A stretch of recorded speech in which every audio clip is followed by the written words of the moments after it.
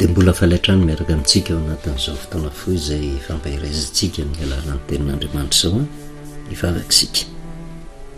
Jehovah-Andriamanitra iray io misaotra no hatran'izay satria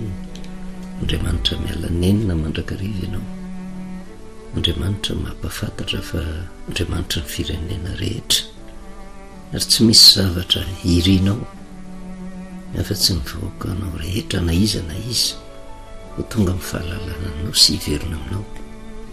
mba ahafahanao mamaly azy any ao amin'ny voninahitra no amin'ny isam-batan'olona indrindra ho an'ny firenena malagasy. Ny fanirianao dia ty firenena ty mihitsy tianao anao, tianao hiavaka fa na hainao mahery no ka hiasa tompo andresy lahatra ny isam-batan'olona tsiraray avy mba ahafahany mitodika aminao dia mipetraka eo am-pelantanana indray fotoana foy izay andrenesanay ny teninao ianao ny asa tanteraka ompony tsiraray avy dia tenena Jehovah fa meny mponomponao amin'ny anaranao Jesosy, amen. Faly-miarabantsika amin'ny anaran'i Jesosy any manao ny fahasoavana sy ny fitanan'ny tompo amintsika mandrakariva, tsy azakazakitsika manoloana ny tenin'Andriamanitra fa tanjona kendrena moa dia nahatonga antsika hahatakatra ny hevitr'Andriamanitra ho ambadiky ny teniny. Ary ity baiboly ity tsy hoe atao fahazarana toriana fotsiny amin'izao dia izay mandray fa mampiseho mihitsy ny fiainantsika andavanandro ary mitondra vahaolana amin'ny isam-batan'olona. Manoro hevitra mandrakariva Andriamanitra ary miafina ao anatin'ny teniny izay adiadiana ny vahaolana apetrana araka ny nambara tao anatin'ny vavaka hoe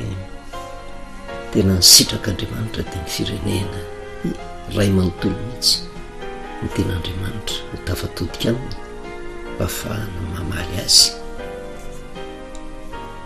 Jerisika ny tantara ny etraketraka nataon'ny Siriana tamin'ny Israely taon'ny mpanjaka faharoa 1907 dia hitantsika ny zavatra mahafinanjo ny zanak'Israely vokatry ny etraketraka nataon'ny Siriana nanao fahirana fa tena mafy tsy laitra ny zavatra ny anjady taminy amin'ny fahefany vidy fameloma-tena azy tena sarotra dia sarotra izay nefara tamin'ny finanana ny zanaka nateraka efa tena tsisy zavatra azo hiainana intsony mampiseho izany ny fahoriana lalina vokatry ny etraketraka nataon'ny Siriana kanefa nambarantsika hoe tsy tonga ho azy izany etraketraka izany fa nisy fiodina natao tamin'i Jehovah ka nahatonga miaramila ny Siriana nanao fahirana ny zanak'Israely. Avelan'Andriamanitra hitranga koa izay kanefa tanjona kendren'Andriamanitra dia mba hampitodika indray zanak'Israely aminy. Mbola hijeritsika firenena anankiray anatin'ny soratra masina izay tena nanany Andriamanitra mihitsy fa rehefa tonga tamin'ny vanim-potoana ka ilay firenena ray manontolo tapa-kevitra hiverina tamin'Andriamanitra. Miasa Andriamanitra naneo ny voninahiny Andriamanitra,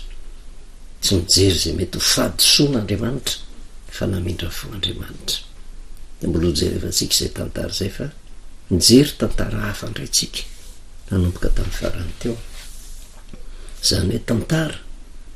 talohan'ny mpaminany Elisa izay ahitantsika indray any mpaminany Eli sy ny zavatra ny anjady tamin'ny zanak'Israely tamin'izany vanim-potoana izany. Taon'ny mpanjaka voalohany 20 nandraisantsika lesona somary hiverenantsika kely, misy zavatra ohatrany manaitra ao anatin'io tantara io satria tamin'izany vanim-potoana izany dia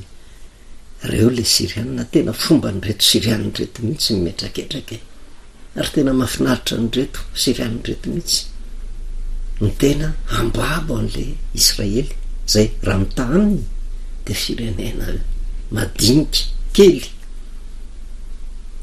raha ny hery izay ananany hery ny tafika dia tena osa Israely raha mifijery azy ivela dia tonga indray ny Siriana nanao fahiran'ny Israely hiady aminy kanefa dia misy dingana nataon'ny Siriana tamin'ny alalan'ny fampitahorana aloha mba ifehezana n'izany tanàna zany sy afahany tena migolabina amin'ny arena ananany Israely. Iverenantsika vakina mpanjaka voalohany toko 20 ary Beni-Hadada mpanjaka ny Siriozy namoro miaramila andrehetra ko mpanjaka 13 mba amin'ny sovaly sy kalesy no niaraka taminy dia niakatra isaka nanao fahirana ao Samaria ary namely azy. Manomboka zany ny famoretana any Israely. Beni-Hadada miaraka amin'ny miaramila andrehetra nanao fahirana tamin'izany vanimpotoana zany izay niresahantsika hoe eo no hijerevantsika hoe manahoana ny fihetsiky ny Israely eo anatrehany izay rehetrarehetra zay. Fa zavatra mitranga tsy hoe nanao ny marina ianao, tsy hoe nanaraka n'Andriamanitra ianao dia tsisy fahavalo amely, fa zay ny zavatra hitantsika eto. Ireo ny zanak'Israely tsy fantatritsika niodina viso sa tsy niodina fa tonga ny Siriana nanao fahirana azy ary nanao tetika amelezana any Israely tamin'io vanimpotoana io. Anehoantsika fa fahavalo avy any ivelany masika, manana ny heriny sy ny tanjany, manana ny vonahany kanefa mitady anao ampimamba ny fanana ny firenena heverina fa milavolefina eo anatrehany. Tonga izy ary misy dingana ataony fomba ny firenena dehibe mihitsy io, hodidininy aloha, ampitahoriny aloha, karaha manaiky ny zavatra takiana atao aminy dia tsy mamely izy, fa lasa izy no mibaiko ary afaka manao zay tiany atao izy eo amin'ny firenena anankiray. Ary zay ny zavatra mitranga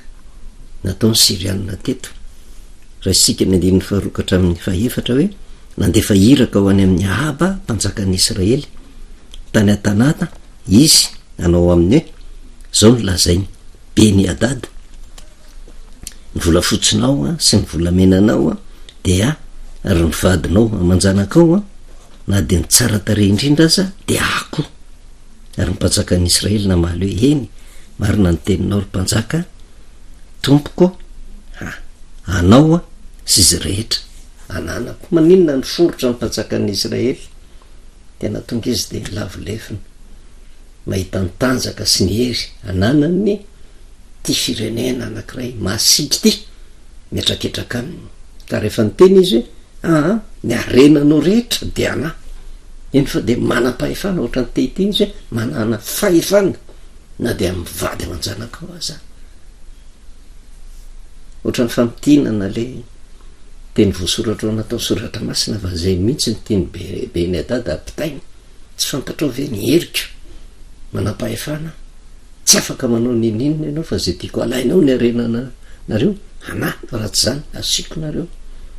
Ary ampahafantariko anao fa na ny vadinao na ny zanakao manam-pahefana amindreo natahotra sy nangovotra ny Ahaba teo anatrehan'izay manaiky izy. Fa zay hosingantsika eo amin'ny 17 hoe anao aminy hoe zao ny lazainy Beni-Hadada, tena teny misy fahefana nampitaina tamin'ny olona nampitondrana hafatra enoy fa zao ny lazainy Beni-Hadada. Matoa tenenina am'izay dia eritreretina manam-pahefana, tsy refesy mandidy, tsy azo lavina zay zavatra tenenina, kanefa teny misy fahefana olombelona. Inona no nataony Ahaba? Ny forotra izy aloha dia nanaiky nanome valiteny eny ekeko izy fa anao vola fotsiko sy ny vola menako anao ny zavatra rehetra. Andiny fadimy miveriny indray niraka ozy ka nanao hoe zao ny teny Beni-Hadada naniraka tate aminao nanao hoe ny vola fotsinao sy ny vola menanao ary ny vadinao amanjanakao dia omeo ka raha maniraka ny mpanomboko aty aminao raha pitso toy izao ka savany ny tranonao sy ny tranon'ny mpanomponao dia ho raisy ny tanany sy hoentiny avokoa zay rehetra mahafinaritra ny masonao na inona na inona. Tamin'ny voalohany naniraka dia ohatran'ny zahatoetra tsy mbola namely ny Siriana fa nandrahoana anany arenanao rehetra ary manana fahefana ny vady aman-janaka ao a nanaiky Ahab mbola tsy namely ny Sirianina fa rehefa hitany Beni-Hadad fa niforotra am'izay Ahab de nasehoany ny fahefana zay nanana de mipetraka foana eo am'le andininy fa dimy zao ny tenin'ny Beni-Hadad fanondroany zany io miverina indray le teny zao ny tenin'ny Beni-Hadad hoe tena irahako indray ny mpanompoka efa nany zavatra rehetra fa zao tena manana fahefana hitsofoka ny amin'ny tokantranonareo tsy misy akera mampiseho ny fahefana nanany hoe tena zay hitany ao tokantranonao koa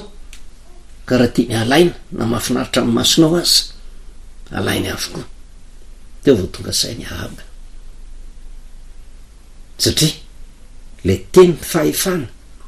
nampitondran'ny mpanompony zao ny tenin'ny Beni-Hadad zao ny lazainy Beni-Hadad tonga saina am'izay Ahab teo anatrehan'izay ny 17 ary mpanjakan'ny Israely ozy napaka ny loholona rehetra amin'ny tany ka nanao hoe masinina ianareo fandrao fantaro isizao ozy a fa mila sotasota mihitsy le iny a fefa naniraka daty amiko izy aka ny vadiko aman-janako mba amin'ny vola fotsiko sy ny vola menako ka tsy nisy nolaviko zany aroy ny loholona sy ny vahoaka rehetra taminy aza miainana manaiky amin'ny vanim-potoana tsy afa manaotra mahita ny tsindry azo lena mafy nataony zangy efa nanaiky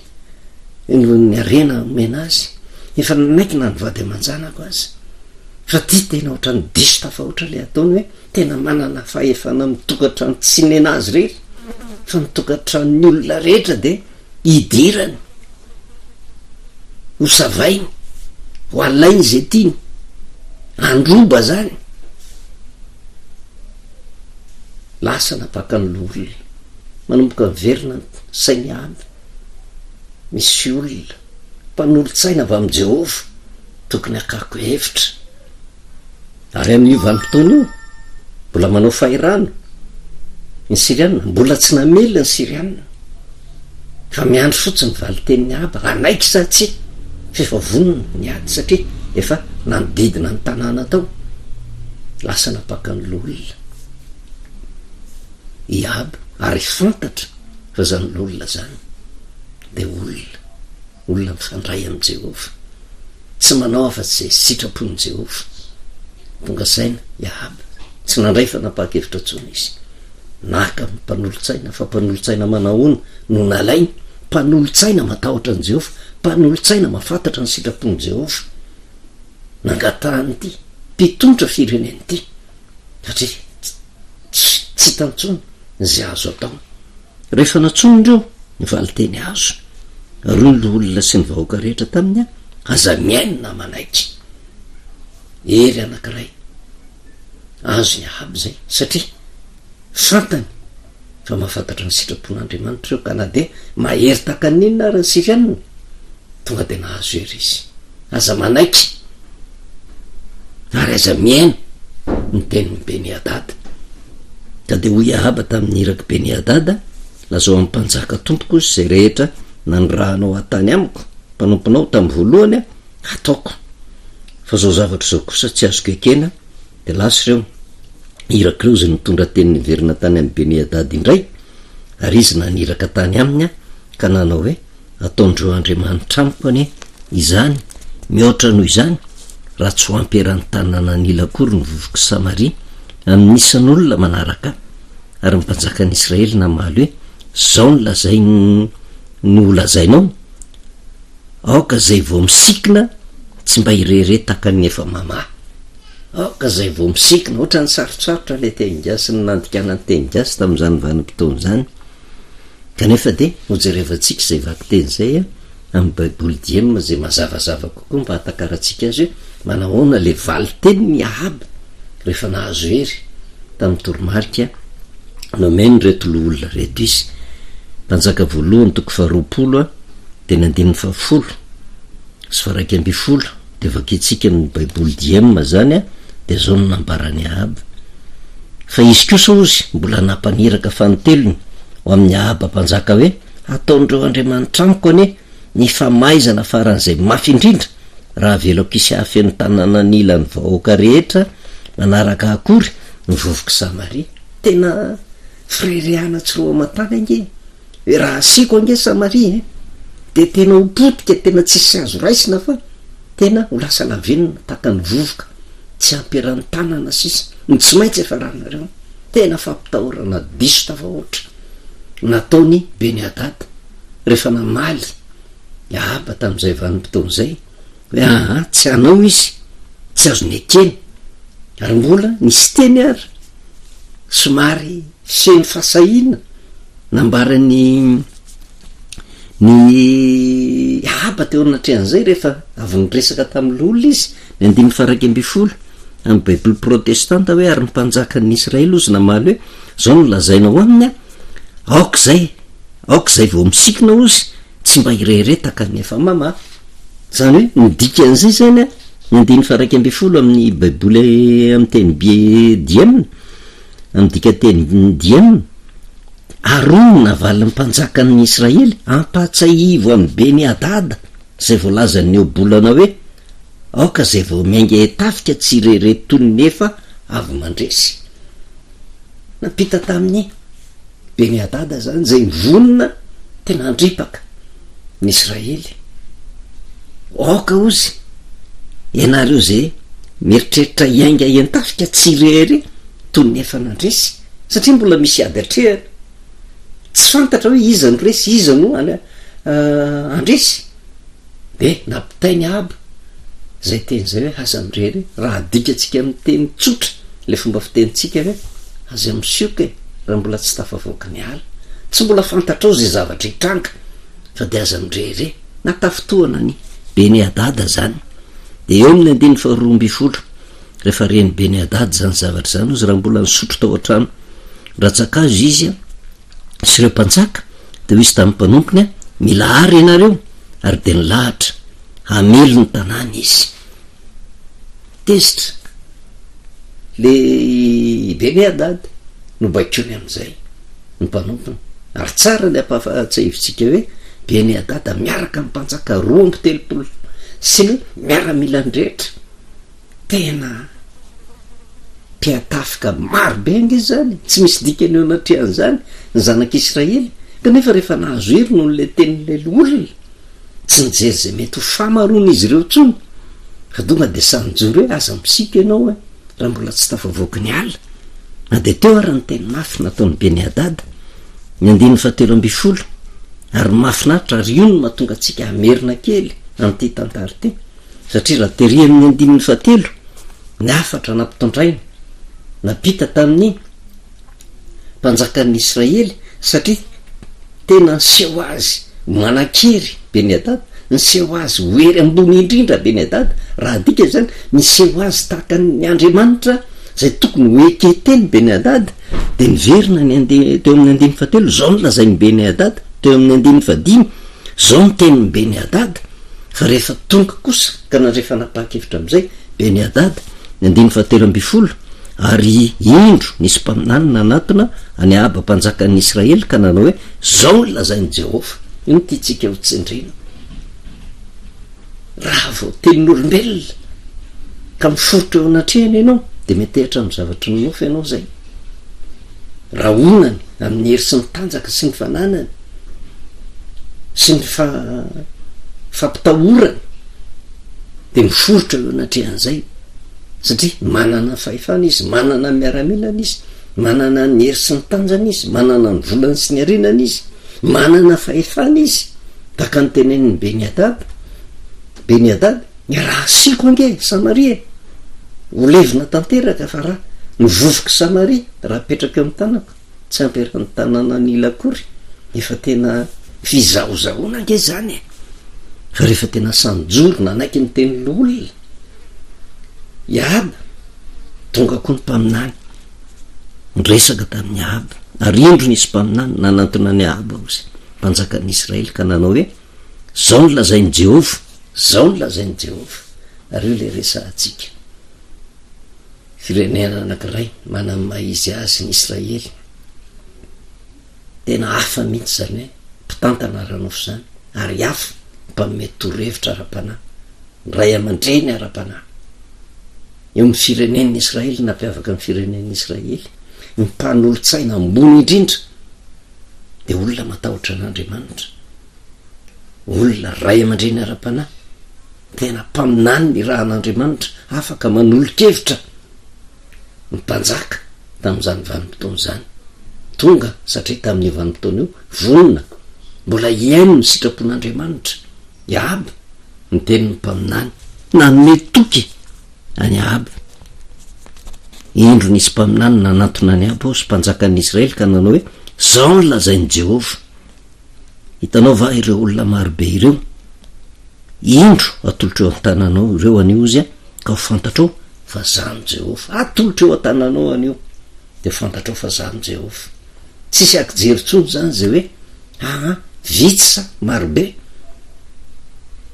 fa fisotomana ny sainy Ahaby tsy tehitra am'izao ny lazain'ny olombelona fa mba hatoky zao ny lazain'i Jehova. Ary Jehova rehefa miteny de le teny no manan-kery, tsy refesina amin'ny fahamarona io, tsy refesina amin'ny hery sy ny tanjaka io,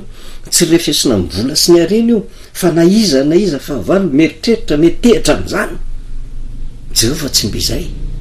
fa Jehova rehefa miteny na inona herin'ny olona araka ny teny hoe zao ny lazain'i Jehova. Hitanao va ireo olona marobe rehetra ireo, indro atolotra eo an-tananao ireo anio izy de fantatrao fa zany Jehova. Roy Ahaby amin'izy, roy izy zao ny lazain'i Jehova amin'izao toviny komandiny ny fanapahany iza tokony de hoy izy izy anao mely aloha ianao ihany hoy izy. Ny tenin'ny mpaminany zany de zao, rehefa nahazo hery Ahaby hiatrika ny fahavalo de Ahaby mihitsy ny tokony amin'ny modely, le mpitantana, le mpanjaka ny firenena nanome modely tena sahijoro anohatra ny fahavalo. Ianao mihitsy no mandeha mamely aloha, ianao mihitsy no mamely ny fahavalo, ianao mihitsy ny tokony ho sa, tsy araky ny herinao, tsy araky ny tanjakao, fa araky ny teny Jehova tonga taminao. Ary eo no tokony hodiniantsika tsara. Teny anankitelo, ny andininy fahatelo, zao ny lazainy, zao ny lazainy Beni-Hadad. Ny andininy fahadimy, zao no tenin'ny Beni-Hadad. Fa tonga ty amin'ny andininy fahatelo amby folo, mampahatsiaro amin'izay ny mpaminany, zao ny lazain'i Jehova. Ary Jehova io rehefa miteny tsy maintsy tanteraka. Ary io le resahantsika hoe mitovy ihany lantany amin'ny adiny zanak'Israely, zanak'Israely zay voafatotra teo amin'ny Egypta tsy nirarahan'i Jehova, tsy manana an' Jehova ho Andriamaniny. Ka rehefa nitenenina hoe alefaso ny Israely oloka anompo iza zay Jehova ozy no ekeko teny, tsy fantatra zay Jehova, tsy alefako. Ohatra ny meritreritra izy hoe tsy Andriamanitra ny vavahany ny Jehova ny Israely de tsy manana fahefana aminy. Ataon'i Jehova mahita faisany io raha mifandeha ny tantara. De toraka zany ko ny toe-javatra mitranga tao amin'ny mpanjaka faharoa zay hitantsika ny ande toko fahenina sy ny toko fahafito. Meritreritra koa ny Siriana tamin'izay izay nanao fahirana ny Israely hoe tena reto Andriamanitra ny Israely reto sy anana fahefana aminy. Fa mbola mitoy ny tantara de ho hitantsika hoe tena hiditra an-tsehatra ve Andriamanitra. De eto amin'ity mpanjaka voalohany toko faharoapolo ty koa misy fifaninana ny zanak'Israely sy ny Siriana zay manana fahefana marobe, mangeja ny zanak'Israely, manany Andriamanitra manokana ireo, manany Andriamanitra manokana koa ny zanak'Israely. Ka le firenen'ny Israely sy ny firenena Siriana fanohatra de tahaka ny mampiseho fa misy Andriamanitra anankiroa ampedinao. De ny Siriana zay matoky ny Andriamanitra zay vavahany tsy nirarahan'ny Israely ary tsy nirarahan'ny Andriamanitra ny Israely, fa ny Israely tsy matahotra ny Andriamanitra ny Siriana, fa nofo no atahorany. Fa manana ny Jehova Andriamanina zay afaka mifehy tany rehetra de ho hitantsika foana ny tantara. Tsy hoe tsy minon'Andriamanitra ny Siriana, tsy minon'Andriamanitra ny Egypta de hoe tsy anana fahefana aminy, fa de ho hitantsika mifandehan'ny tantara fa ny Andriamanitra ny Israely de Andriamanitra ny firenena rehetra. Mamaly izy fa saingy mialanenina izy aloha ary mialanenina na amin'ny Israely izy mialanenina amindreo firenena tsy mino ny fisiany Jehovah Andriamanitra de torak'izany keo zavatra pitan'Andriamanitra amintsika inona no tokony atao aleo miverina amin'Andriamanitra na inona mety ho fanenjehana na inona mety ho fanasokaitana ninona filazana tsy izy ny Andriamanitra ny kristianina tsy mila miadevitra amin'izany fa ny andriamanikafa akoatra ny Andriamanitra ny kristianina tsy manana fahefana ny kristianina fa ny Andriamanitra ny kristianina manana fahefana amin'ny firenendrehetra kanefa koa na eo anivony zanak'Israely ary mety ny zavatra ataon'ny zanak'Israely mamaly arak'izany Andriamanitra tsy mety ny ataon'ny zanak'Israely zanany zanak'Israely mamaly ny olony ko manafaiky io Andriamanitra io ary zay ny tena mampatahotra raha fitinina ny afatra sitrapon'Andriamanitra mihitsy ny iverenantsika amin'i Jehovah satria io de profo anankiray inona moa no azon'ny Israely atao anoerana Beni-Hadad miaraka amin'ny mpanjaka 13 sisy azony atao raha nofo no ampedina fa rehefa mitodika amin'Andriamanitra de hitantsika moa ny vokany na takin'inona raha ny herin'ny firenena ny fahavalo mamely Jehovah no manampy ary io mitoky izay nomeny mpaminany any Ahaba toko menantsika ihany keo indro nisy mpaminany ozy nanantona any Ahaba mpanjakan'ny Israely ka nano hoe zao no lazain'i Jehovah hitanao va reo olona marobe rehetra ireo indro atolotra eo an-tananao ireo anio de fantatrao fa zaho ny Jehovah tsy mino vetsika eto amin'ny firenena malagasy fa misy Andriamanitra mitsinjo antsika ka niza fahavalo mitady hamotika amin'ny firenena de zao ny tenin'i Jehovah hitanareo ve ny herin'ireo fahavalo tena mieritreritra fa manana fahefana mamotika amin'ny firenena atolotra eo amin'ny tananao ireo ozy ny lazain'i Jehovah manana ny fotoan'Andriamanitra inona no azo atao aloha matoky azy voninahitra n'Andriamanitra rery any vavakisika misotranao Jehovah Andriamanitra reny amin'ny teninao indray izay tonga taminay de ny manome toky amin'ny alalan'ny tantara izay misy tsy tonga azy reny fa mba ho fampaherezana anay azonay antoka fa Andriamanitra tokana mahefa ny zavatra rehetra ianao de mametraka am-pialatananao ny fiainam-pirenena mivavaka aminao koa ny kristianina rehetra mba ho kristianina tonga saina andeha amin'ny famarinana fa tsy ho kristianina anarany fotsiny mivavaka ho an'ny fiangonana mba fiangonana tena hitaiza olo-pirenena valina ary mivavaka ho an'ny isam-batan'olona mba tsy hanatahotra ka entehitra aman'olona hitady vaolana aman'olona fa tahaka ny zanak'Israely hitalao eo anatrehanao mba afahanao miditra mitsehatra ny fiainany tsiraray avy de misaotra indrindra ray amin'ny anaran'o Jesosy amen manao velomantsika amin'ny anaran'i Jesosy manonona ny fahasoavana sy ny fiadanan'ny tompo amintsika mandrakariva